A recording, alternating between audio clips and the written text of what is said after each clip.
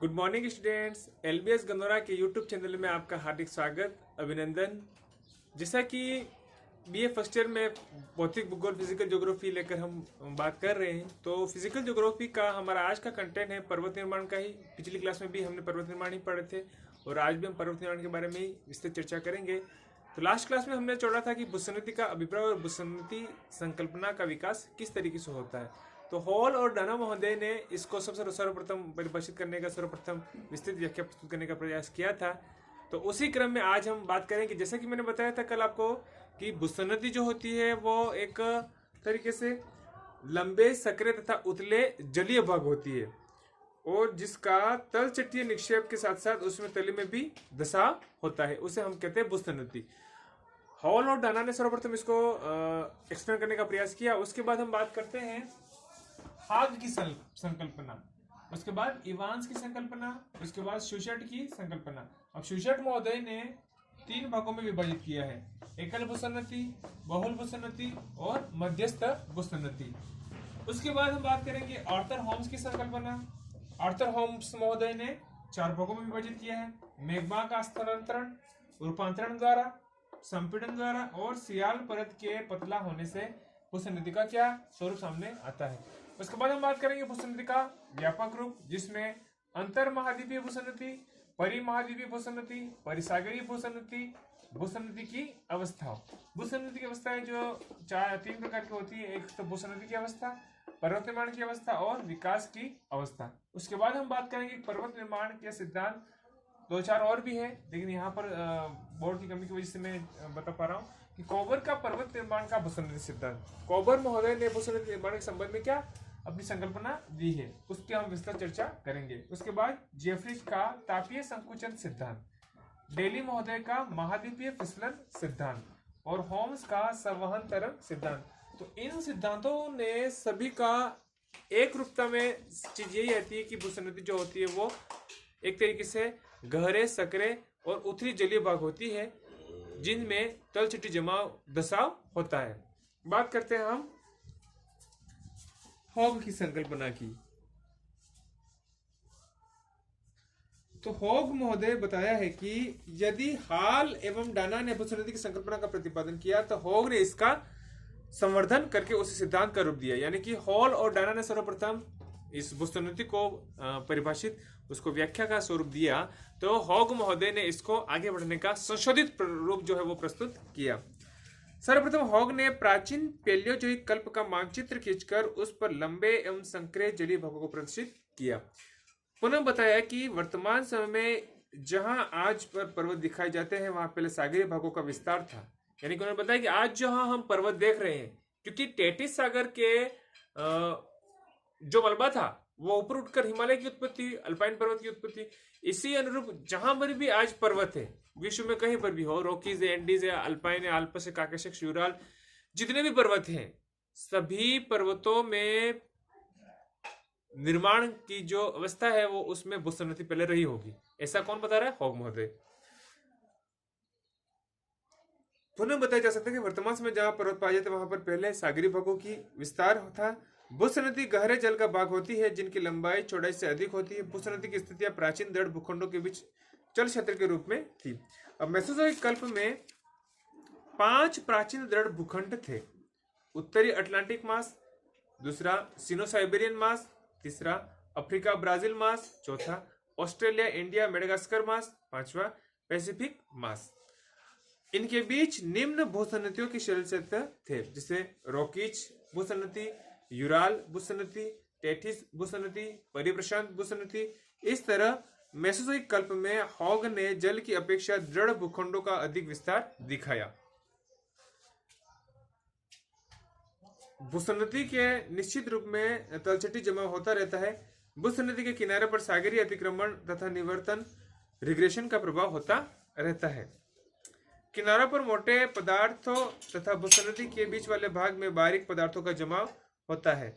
जब भूसन्निधि के पार्श्व भाग से दबाव पड़ता है तो भूसन्निधि के तलछट में मरोड़ होने से वलन की क्रिया होने लगती है, जिस कारण वलित पर्वतों का निर्माण होने लगता है।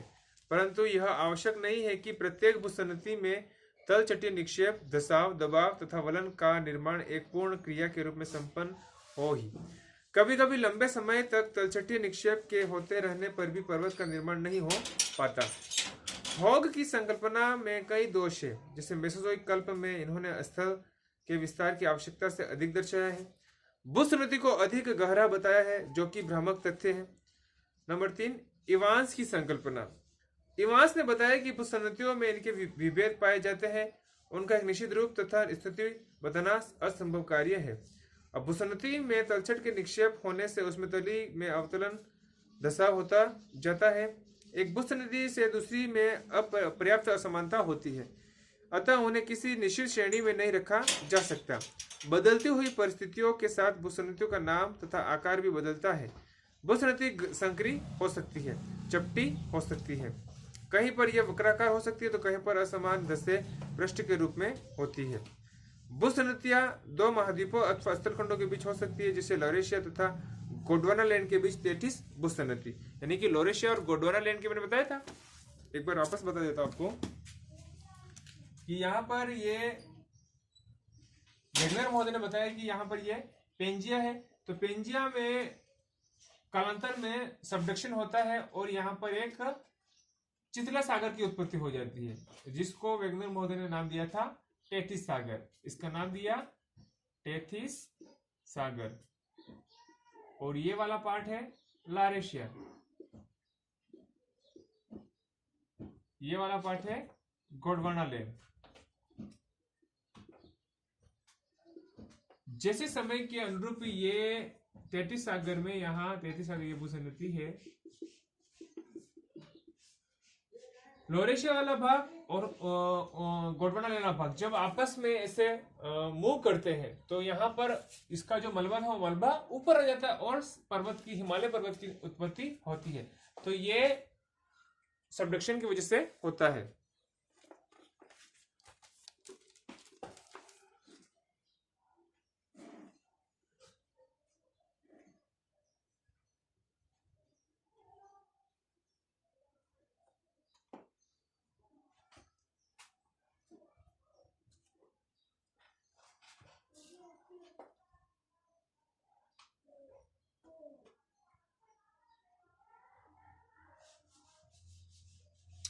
किसी पर्वत या पठार के सामने हो सकती है, जैसे हिमालय के निर्माण के बाद उसके दक्षिण में निर्मित गर्त, जो आगे चलकर सिंध गंगा का मैदान के रूप में बदल गई। इसकी स्थिति महाद्वीपों के सागरीय किनारों के सहारे हो सकती है, नदियों के मुहाने के निकट हो सकती है। भूसंरचना का चाहे जो रूप हो तथा किसी भी प्रकार की स्थिति हो, उसमें निरंतर तलछटी निक्षेप होता रहता है, जिस कारण भूसंरचना को तली में अवतलन धसाव होता जाता है। अत्यधिक निक्षेप के बाद एक समय ऐसा आता है जबकि भूसंरचना के तलछट में दबाव के कारण संपीड़न होने लगता है, जिस कारण तलछट में वलन के कारण मोड़ पड़ जाते हैं तथा पर्वतों का सृजन होता है। चौथी है शुशर्ट की संकल्पना। अब शुशर्ट महोदय बताते हैं कि विभिन्न प्रकार की भूसंरचनाओं में विषमता के कारण शुशर्ट ने इन्हें कई श्रेणी में विभाजित किया है। इस प्रकार वर्गों में भूसंरचना की प्रमुख विशेषता समाविष्ट हो जाती है। इनके अनुसार भूसंरचना को 3 वर्गों में विभाजित किया जाता है। नंबर 1, एकल भूसंरचना, मोनो जियोसाइक्लाइन।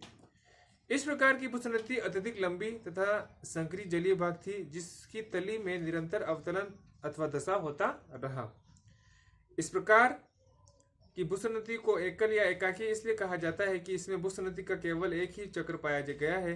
इनका विकास अत्यधिक सरल एवं साधारण था। एकल भूसंरचना की स्थिति या तो महाद्वीप के आंतरिक भागों में अथवा किनारे वाले भागों में थी। अपलेशियन भूसंरचना इसका प्रमुख उदाहरण है। वर्तमान अपलेशियन पर्वत के स्थान पर पैलेजोइक कल्प में भूसंरचना का विस्तार था, जिसके पूर्व में अपलेशिया नामक उच्च स्थलखंड तथा पश्चिम में क्षितिज सागर के रूप में निमज्जित मिसिसिपी का निम्न मैदान था। इस प्रकार उथले सागर में अत्यधिक गहरे तलछट का निक्षेप तभी संभव हो सकता है जबकि उसकी तली का पर्याप्त धसाव हो। तलछटी निक्षेप तथा तली के घसाव में स्पष्ट समता थी तथा जल की गहराई में परिवर्तन नहीं हो सका। उपर्युक्त विवरण से स्पष्ट है कि एकल भूसंरचना हाल तथा डाना द्वारा कल्पित लंबी संकरी तथा उथली भूसंरचना के समान थी। बहुल भूसंरचना जो है वो बताते हैं कि बहुल भूसंरचना थोड़ा सागरीय क्षेत्र था, जिसकी चौड़ाई एकल भूसंरचना की अपेक्षा अधिक थी। प्रथम प्रकार की अपेक्षा ये अधिक समय तक ग्लोब पर विस्तृत थी। तथा इनका भूगर्भिक इतिहास भी अत्यंत जटिल तथा उलझा हुआ था। बहुल भूसंधियों के निर्माण यद्यपि प्रथम प्रकार के समान ही हुआ है, परंतु इनके विकास में पर्याप्त अंतर पाया जाता है।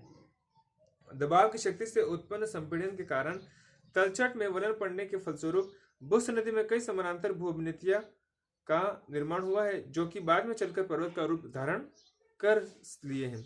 शोषण के अनुसार रॉकीज तथा यूराल बहुल भूसंधियों के प्रमुख उदाहरण बताए गए हैं। तलछटीय संपीड़न के कारण रॉकीज तथा यूराल पर्वतों का सृजन हुआ है। थर्ड है मध्यस्थ भूसंधि।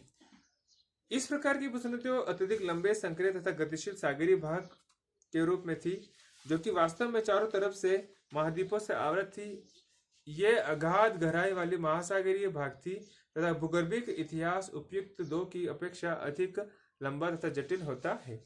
इस प्रकार की भूसंधि में कई भूसंधि चक्र या अवस्था घटित हो चुकी है, अर्थात कई बार निक्षेप, अवतलन, वलन होते रहे हैं। वास्तव में इनका रूप महासागर के समान ही था।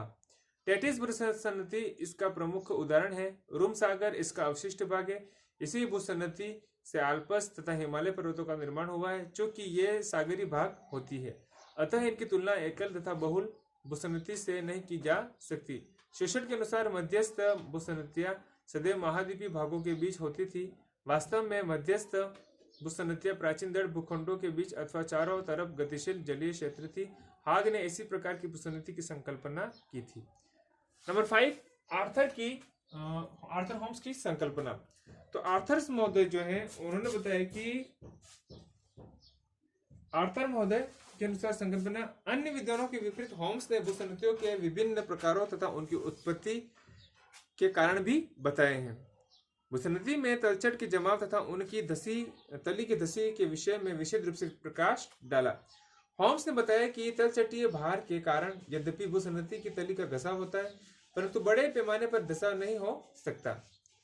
अब तली का अत्यधिक धसाव भूगर्भिक शक्तियों द्वारा होता है, परंतु धसाव की गति तीव्रता से नहीं अपितु मंद रूप से होती है। अपलेशियन भूसंधि में 40,000 फीट तलछट का जमाव कैम्ब्रियन युग से प्रारंभिक पर्मियन युग तक 30 करोड़ वर्षों में संभव हुआ है तथा प्रति फुट तलछट का जमाव 1500 वर्षों में संभव हुआ था। होम्स के अनुसार निम्न रूपों में भूसंधियों का आविर्भाव तथा विकास होता है। मैग्मा का स्थानांतरण। होम्स ने सर्वप्रथम पृथ्वी की आंतरिक रचना के विवेचन करते हुए बताया कि क्रस्ट की रचना 3 परतों द्वारा हुई है। बाह्य परत शेल की पतली परत के नीचे बाह्य परत है, जो कि 10 से 12 किलोमीटर की मोटाई में ग्रेनाडायोराइट नामक चट्टान से निर्मित है। इसके नीचे मध्यवर्ती परत 20 से 25 किलोमीटर की गहराई में एम्फीबोलाइट से बनी है। सबसे निचली परत इक्लोजाइट तथा कुछ पेरिडेट से निर्मित है। इसका ऊपरी भाग रवेदार तथा निचला भाग कांच के समान है। मध्यवर्ती परत के नीचे से मैग्मा के स्थानांतरित हो जाने से दशा होने लगता है तथा इस प्रकार भूसंधियों का आविर्भाव होता है। कोरल सागर, तस्मान, अराफुरा, वेडल तथा राज सागर इसी प्रकार से उत्पन्न भूसंधियों के प्रमुख उदाहरण है। इस मत की कटु आलोचना की जाती है। मैग्मा के विस्थापन द्वारा इस प्रकार की भूसंधियों का निर्माण कदापि नहीं हो सकता। नंबर 2, रूपांतरण द्वारा। अब रूपांतरण जो होता है वो कैसा होता है? जहां पर दो संवहनी धाराएं धरातल से नीचे मिलती हैं, वहां पर संपीड़न होने के कारण निचली परत में चट्टानों का केंद्र होने लगता है, जिस कारण उनका घनत्व बढ़ जाता है। फलस्वरूप निचली परत में अवतलन अथवा धसाव होता है तथा उस स्थान पर भूसंधि का निर्माण होता है। इस प्रकार की भूसंधि अग्रदेशों के बीच तथा पर्वत श्रेणियों के बीच मध्य पिंड से उत्पन्न होती है। कैरिबियन सागर अथवा पश्चिमी रूम सागर इसके प्रमुख उदाहरण है। इस मत के विपक्ष में कहा जा सकता है कि निचली परत में संवहनी धाराओं के मिलने से उत्पन्न दबाव के कारण ताप में वृद्धि हो जाएगी, अतः चट्टान का रूपांतरण न होकर उसके पिघलने पर तरल रूप हो जाएगा।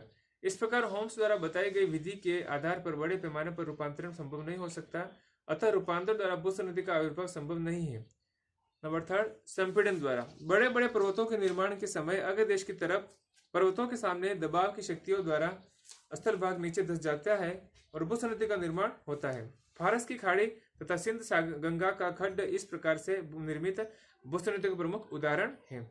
इसी प्रकार महाद्वीपों के किनारे वाले भागों पर, जहां पर महाद्वीपों तथा महासागरों के नीचे अधस्तर में चलने वाली संवहनी धाराएं परस्पर मिलकर नीचे की तरफ चलने लगती हैं। दबाव के कारण धसाव हो जाता है और भूसंनति का निर्माण हो जाता है। नंबर 4, सियाल परत का पतला होने से। अब सियाल परत के जैसे पतला होने से क्या स्थिति बनती है? जब महाद्वीपीय धरातल के नीचे दो संवहनीय धाराएं विपरीत दिशा में प्रवाहित होती हैं तो दो प्रकार की संभावनाएं होती हैं। प्रथम रूप में इन धाराओं के विपरीत दिशा में चलने के कारण उत्पन्न तनाव के कारण भूपटल सियाल के नीचे पतला होता रहता है, जिस कारण दो स्थल खंडों में फैलाव होने से भूसंनति का आविर्भाव होता है। अब प्लेटिस भूसंनति का निर्माण इसी तरह हुआ था। दूसरी अवस्था में संवहनी धाराओं के अधिक तीव्र होने से अत्यधिक तनाव पड़ने से दो स्थल खंड एक दूसरे से अलग हो जाते हैं तथा भूसंनति का निर्माण हो जाता है। यूराल भूसंनति का आविर्भाव इसी तरह हुआ था। थर्ड है भूसंनति का व्यापक रूप। अब भूसंनति का व्यापक रूप क्या? अंतर महाद्वीपीय भूसंनति, परिसागरीय भूसंनति, परिमहाद्वीपीय भूसंनति, भूसंनति की अवस्था है और भूसंनति की अवस्था का पर्वत निर्माण की अवस्था और विकास की अवस्था के बारे में हम चर्चा करते हैं।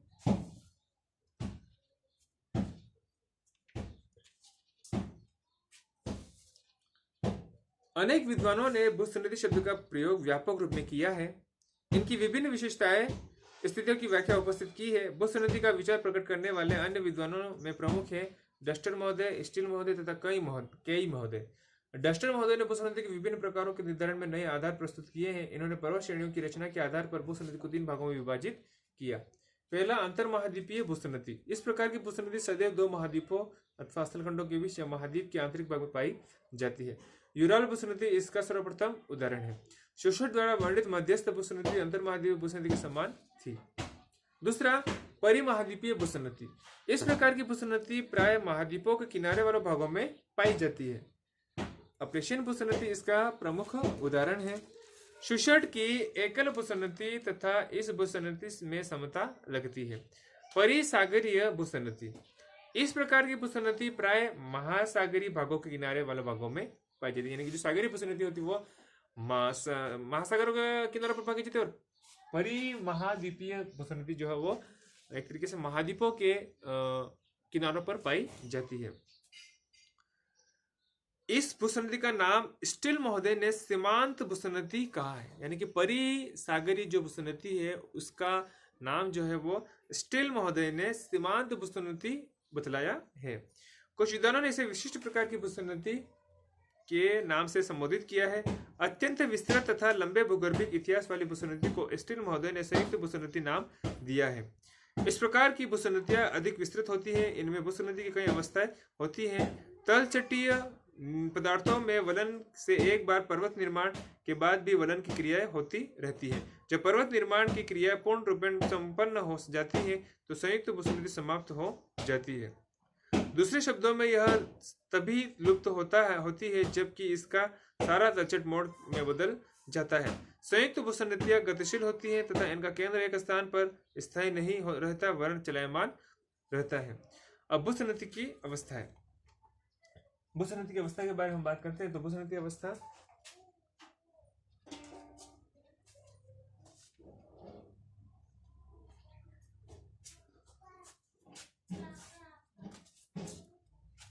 भूसंनति तथा पर्वतों का संबंध अनेक विद्वानों ने बताया है। यानी कि भूसंनति और पर्वतों का निर्माण एक तरीके से बताया गया है। वर्तमान समय में अब यह मान लिया गया है कि वलित पर्वतों का सृजन भूसंनति से ही हुआ है। प्राचीन अथवा अर्वाचीन सभी युगों में पर्वतों की तलछट का निक्षेप पहले भूसंनति की तली में हुआ तथा बाद में दबाव के कारण वलन पड़ने से पर्वतों का विकास हुआ है। यह कहा जा सकता है कि भविष्य में निर्मित होने वाले पर्वतों का निक्षेप वर्तमान समय की भूसंनति से हो रहा होगा। वर्तमान समय में की भूसंनति के विषय में विद्वानों में पर्याप्त मतभेद है तथा किसी भी वर्तमान महासागर अथवा सागर को भूसंनति का रूप नहीं दिया जा सकता। इसके होते हुए भी फारस की खाड़ी, मोजाम्बिक चैनल तथा पूर्वी एशिया के सागरीय द्वीप चापों के मध्य सागरों की भूसंनति के रूप में स्वीकार किया जा सकता है। अनेक प्रमाणों तथा पर्यवेक्षणों के आधार पर भूसंनति को पर्वतों का पालना कहते हैं। अनेक प्रमाण और पर्यवेक्षणों के आधार पर भूसंनति को हम क्या कहते हैं? पर्वतों का पालना, क्रेडल ऑफ माउंटेन्स।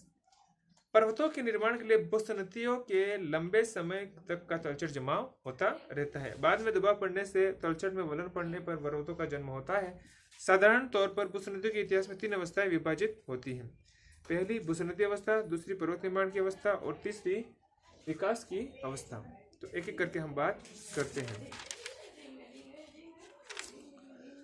भूसुन्नति तथा पर्वत निर्माण की यह प्रारंभिक अवस्था होती है। सर्वप्रथम भूसुन्नति का निर्माण होता है। यहाँ पर उल्लेखनीय है कि भूसुन्नति की उत्पत्ति के विषय में विद्वानों में पर्याप्त मतभेद है। कुछ विद्वानों का कथन है कि धरातल पर तनाव के कारण धरातलीय चट्टानों का प्रसार होता है और सियाल परत पतली होने लगती है और लंबाई में बढ़ती जाती है। इस प्रकार पतली परत नीचे की तरफ झुक जाती है तथा भूसुन्नति का निर्माण होता है। जैसा कि ऊपर बताया गया है कि होम्स के अनुसार संवहनी धाराओं के मिलन स्थान पर दबाव के कारण तथा उस स्थान पर जहां दो धाराएं विपरीत दिशाओं में धरातल के अधस्तर में प्रवाहित होती हैं, तनाव के कारण स्थलीय भाग में अलगाव से भूसुन्नति का निर्माण होता है। इसके विपक्ष में यह बताया जा सकता है कि तनाव द्वारा दो स्थल खंडों के अलग हो जाने से गहरे विस्तृत सागर का निर्माण होगा, न कि भूसुन्नति का। कुछ लोग दबाव की क्षैतिज शक्तियों द्वारा धरातलीय भाग में धंस जाने से भूसुन्नति का निर्माण बताते हैं। डेलीमोदे ने अपने ग्लेशियस कंट्रोल सिद्धांत, हिमानी नियंत्रण सिद्धांत के आधार पर भूसुन्नति का निर्माण होने ढंग से बताया है। हिमानीकरण के समय सागर तल 300 फीट 91 मीटर नीचा हो गया था, परंतु हिम युग के बाद हिम के पिघल जाने पर पुनः सागर तल में 300 फीट का उभार हुआ है। इसी समय स्थल के तटीय भागों में जल के भर जाने से भूसुन्नति का आविर्भाव हुआ। यदि इस सिद्धांत का पर विश्वास किया जाए तो भूसुन्नतियों का निर्माण केवल महाद्वीपों के किनारे वाले भागों में होना चाहिए, परंतु प्रारंभिक इतिहास को देखने से स्पष्ट हो जाता है कि इनकी स्थिति केवल महाद्वीपों के किनारों पर ही नहीं अपितु बीच में पाई जाती है। इस प्रकार भूसुन्नतियों के निर्माण की प्रक्रिया के विषय में कोई निश्चित मान्य मत नहीं है, परंतु इतना तो निश्चित ही है कि भूसुन्नतियों का निर्माण अवश्य हुआ है, चाहे जिस भी रूप में हो। भूसुन्नति के निर्माण के बाद सीमावर्ती उच्च स्थलीय भागों से नदियां क्षयित पदार्थों को इसमें लाकर भरना प्रारंभ कर देती है। इस प्रकार उथली भूसुन्नति से तलछटी निक्षेप के भार के कारण उसकी तली में धंसा होने लगता है, परंतु जमाव तथा धसाव में ऐसा अनुपात होता है कि जल की गहराई अधिक नहीं हो पाती। निक्षेपण तथा धसाव का कार्य लंबे युग तक, लाखों वर्षों तक चलता रहता है, जिस कारण तलछट की गहराई बढ़ती जाती है। इस क्रिया के फलस्वरूप भूसुन्नति में कई हजार मीटर मोटे पदार्थ का जमाव हो जाता है। इस प्रकार भूसुन्नति की इस प्रथम अवस्था में प्रमुख लक्षण है भूसुन्नति की उत्पत्ति, तलछट का जमाव तथा तली का घसाव है। चित्र द्वारा मैं आपको समझाने का प्रयास करता हूँ कि किस तरीके से जो भूसुन्नति की प्रथम अवस्था है। आप इसका स्क्रीनशॉट ले लीजिए।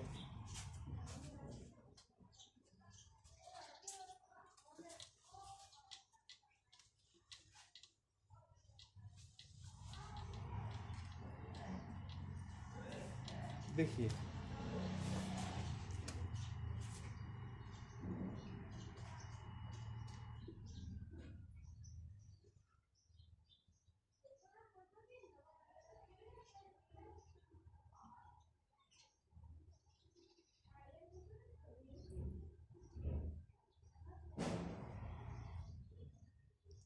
ये सागर तल है, ये जलीय भाग है,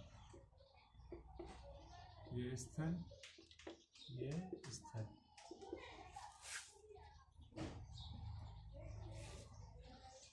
यहाँ पर अवसादीकरण होता है, अवसादीकरण। उसके बाद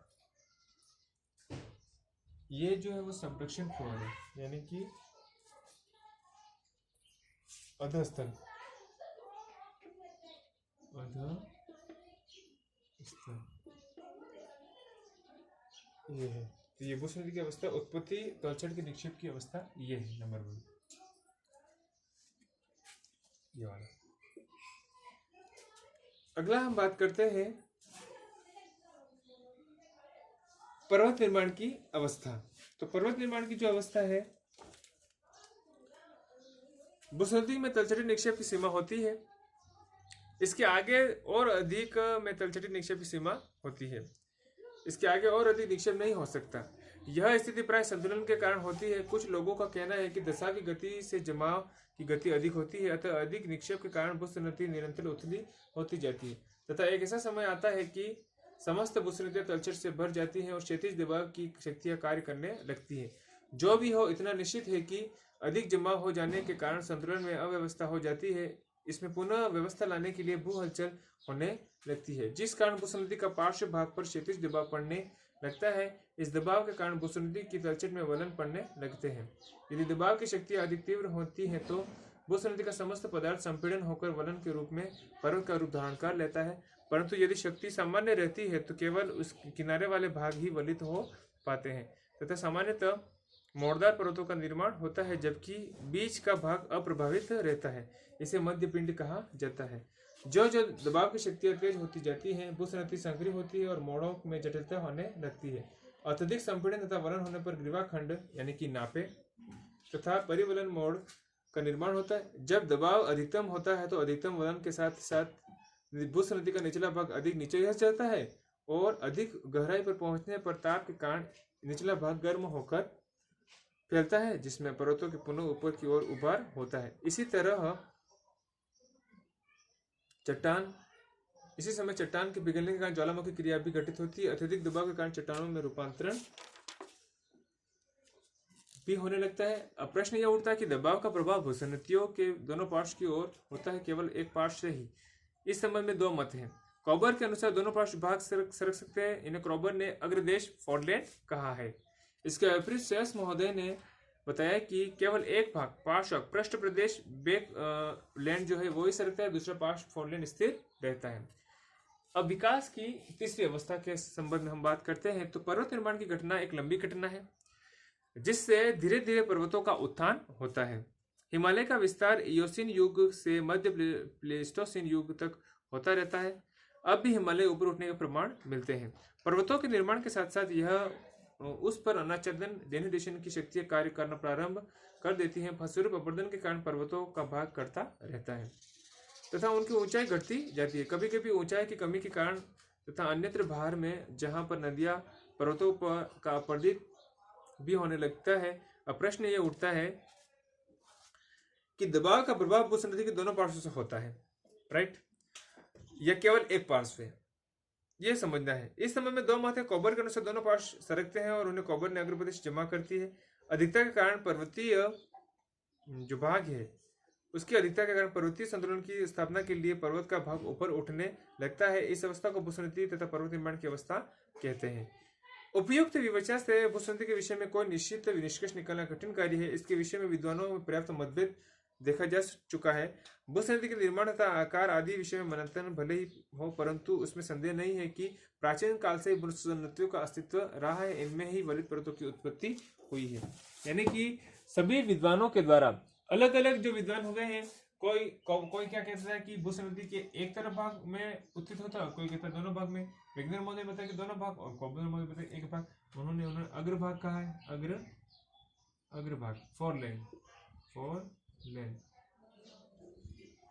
तो सभी विद्वानों की अलग अलग मान्यताएं हैं, मतभेद है पर्वत निर्माण के संबंध में जो भूसंरचना। हालांकि देखा जाए अध्ययन के आधार पर हम ये निष्कर्ष निकाल सकते हैं कि पर्वत निर्माण में भूसंरचना का संबंध जो है वो बिल्कुल निश्चित रूप से है। अगर पर्वत निर्माण में भूसंरचना का योगदान नहीं होता तो इतनी सारी विद्वानों ने अपने अपने सिद्धांत और अपनी परिकल्पनाएं नहीं दी होती। इस वजह से हम इस बात को नहीं कर सकते कि भूसंरचना का जो संबंध है वो पर्वत निर्माण से नहीं होगा। पर्वत निर्माण से निश्चित रूप से उसका संबंध होगा। और पर्वत निर्माण के जो सिद्धांत है उसमें कॉबर महोदय ने पर्वत निर्माण के संबंध में भूसंरचना का किस तरीके से सिद्धांत दिया है। जेफरीज का तापीय संकोचन सिद्धांत, डेली का महाद्वीपीय फिसलन सिद्धांत, होम्स का संवहन तरंग सिद्धांत और ऐसे दो चार सिद्धांत और पढ़ेंगे, तो वो हम अगली क्लास में पढ़ेंगे। आज की क्लास में हम इतने पढ़ेंगे। विद्यार्थियों, आपने एलबीएस गंधौरा का यूट्यूब चैनल देखा, लाइक किया, सब्सक्राइब किया, शेयर किया, इसके लिए आपको बहुत बहुत धन्यवाद। आपका दिन शुभ रहे।